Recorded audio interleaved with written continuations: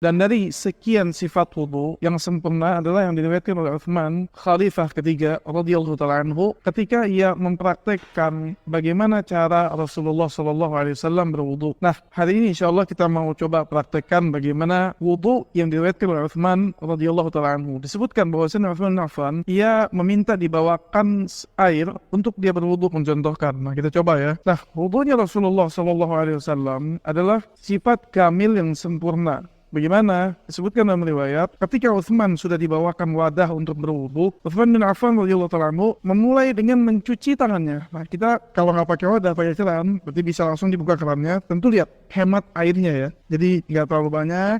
Nah, cuci 3 kali. Bismillah, cuci 3 kali. Nah, cuci seperti ini. 1, 2, 3.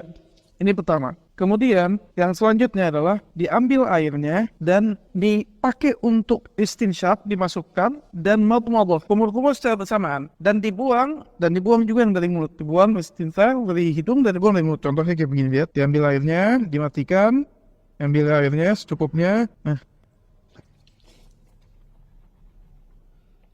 Nah, kita contohkan yang kedua ya.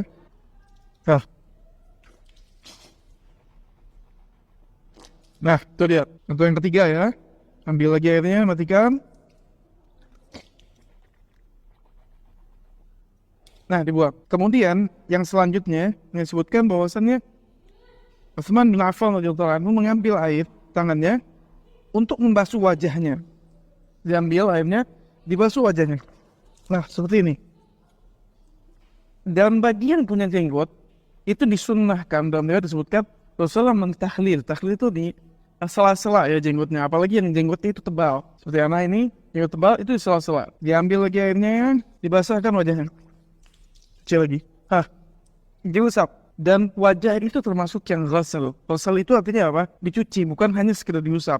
Apa bedanya diusap dengan dicuci? Dicuci itu airnya mengalir seperti ini, dan batas wajah itu dari perbatasan kuping sebelah kanan sampai kuping sebelah kiri, kemudian yang ada di dalam dagunya sini sampai batas rambut normal yang tumbuh. Jadi seperti ini di batas heningnya. Kemudian yang ketiga, kita lihat yang ketiga ya. Cuci lagi seperti ini. Lihat. Ini 3 kali. Kemudian setelah itu diambil air lagi di tangannya, dibasahkan tangannya. Bisa dengan diambil seperti ini. Dibasahkan sampai siku semuanya, di sela-sela jarinya sampai siku, ilal mirfaqain, ini 1 kali, atau bisa dengan dibuka airnya sedikit, kemudian dibasahkan. Betul-betul basah tangannya. Ini yang kedua dan ini yang ketiga. Nah, begitu juga sebelah kiri. Yang sebelah kiri, jika kita pakai jam, kalau jamnya longgar bisa kita pastikan, tapi kalau kita memastikan air itu kena, maka kita bisa buka jamnya. Kita berwudu lagi seperti ini. Nah, pastikan tiap bagian kena, terutama sikunya kita. Dan cara memastikannya dengan mengusap setiap bagian dengan air. Ini 3 kali. Kemudian, adapun kepala, Allah katakan wamsahu biru'usikum. Dan usaplah bagian kepala kalian. Nah, kalau kepala, itu nggak perlu diambil airnya kayak begini, tuh dibasahin, diguyur. Tapi yang dimaksud wamsahu, yaitu mengusap dengan sisa air yang ada. Jadi dibuang airnya, ada sisa air di tangan, maka disebutkan dalam riwayat Utsman bin Affan bahwasanya Nabi memulai dari muqaddam atau dari pertama kali rambutnya, dari batas wajahnya itu mulai sampai ke belakang seperti ini. Ila qafah. Qafah itu bagian sampai bagian leher belakangnya, kemudian dikembalikan lagi. Waddahuma, dikembalikan lagi. Nah, ini sekali. Bisa diputus atau dilanjut ke kuping, ini diputus, kemudian dilanjut ke kuping. Sekali. Bisa juga langsung disambung ke bagian kepala, kemudian kuping.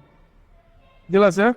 Untuk perempuan, sebagian ulama seperti Imam Syafi'i mengatakan itu yang wajib itu biru'usikum sebagian. Tapi wallahu a'lam, sifat yang sempurna semua bagian dari depannya dan belakangnya diusap ya, ila qafah. Jadi sama seperti yang laki-laki, dari depan sampai ke belakang lagi. Kemudian kaki. Adapun kaki ini maka dicuci. Cuci seperti apa? Seperti ini, dibuka airnya, dihemat, kemudian di sela-sela bagian-bagian dari kemari kakinya. Nah, sampai ke ka'ab. Seperti ini, di sela-sela bagian kakinya. Dan disebutkan dalam hadis, begitu juga yang kiri ya. Kata Rasulullah, wailul lil aqab minan nar. Kata Rasulullah, wail, celaka dari bagian-bagian kaki, mata-mata kaki yang enggak kena wudu. Jadi enggak sempurna sampai tidak terbasahi. Nah, itu kurang lebih cara wudunya Rasulullah SAW yang sempurna, yang diriwayatkan oleh Utsman dan diriwayatkan oleh Imam Bukhari, Imam Muslim dan Ashabus Sunan. Wallahu taala a'lam bishawab. Assalamualaikum.